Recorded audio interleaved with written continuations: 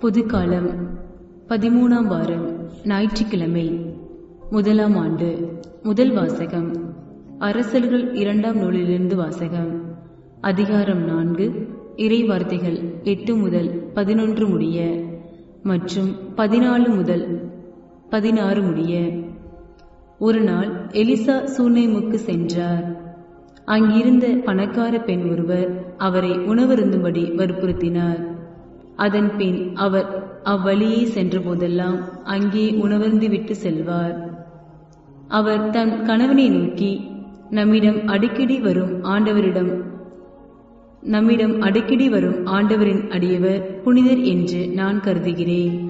ஆதலால் வீட்டு மேல்தளத்தில் சிறு அறை ஒன்றை அவருக்காக கட்டி அதில் படுக்கை, மேசை, நாற்காலி, விளக்கு முதலியன தயார்படுத்தி வைப்போம்.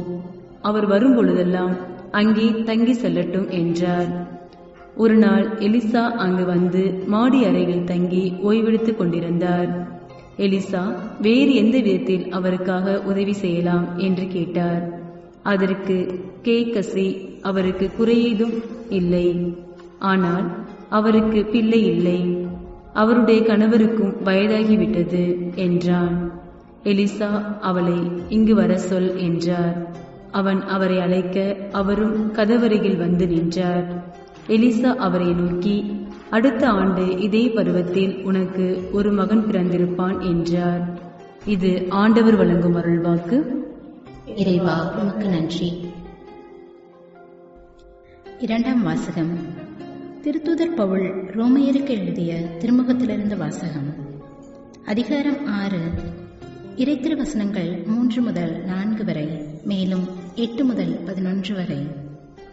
சகோதர சகோதரிகளே, திருமுழுக்கினால் கிறிஸ்து இயேசுவோடு இணைந்திருக்கும் நாம் அனைவரும் அவருடைய சாவிலும் அவரோடு இணைந்திருக்கிறோம் என்பது உங்களுக்கு தெரியாதா? இறந்த கிறிஸ்துவை மாட்சிமிகு தந்தை உயிர்த்தெழ செய்தார். அவ்வாறு நாமும் புதுவாழ்வு பெற்றவர்களாய் வாழும்படி திருமுழுக்கின் வழியாய் அவரோடு அடக்கம் செய்யப்பட்டுள்ளோம். கிறிஸ்துவோடு நாம் இறந்தோமாயின் அவரோடு வாழ்வோம் என்பதே நாம் கொண்டுள்ள நம்பிக்கை.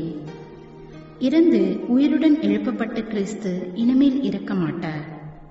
இனி அவர் சாவின் ஆட்சிக்கு உட்பட்டவர் அல்ல என நாம் அறிந்திருக்கிறோம். அவர் இறந்தார், பாவத்தை ஒழிக்க ஒரே ஒரு முறை இறந்தார். இப்போது அவர் வாழ்கிறார். அவர் கடவுளுக்காகவே வாழ்கிறார்.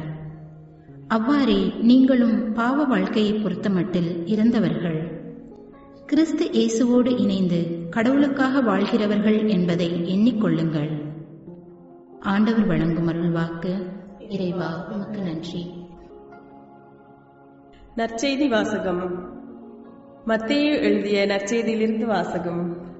அதிகாரம் 10, இறைவசனங்கள் 37 முதல் 42 வரை.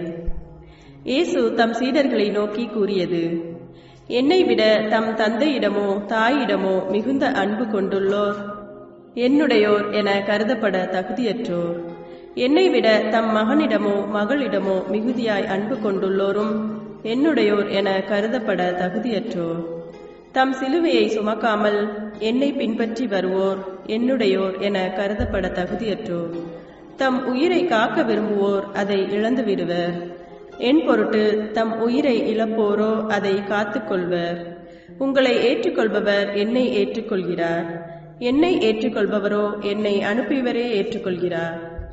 இறைவாக்கினர் ஒருவரை அவர் இறைவாக்கினர் என்பதால் ஏற்றுக்கொள்பவர் இறைவாக்கினருக்குரிய கைமாறு பெறுவர். நேர்மையாளர் ஒருவரை அவர் நேர்மையாளர் என்பதால் ஏற்றுக்கொள்பவர் நேர்மையாளருக்குரிய கைமாறு பெறுவார்.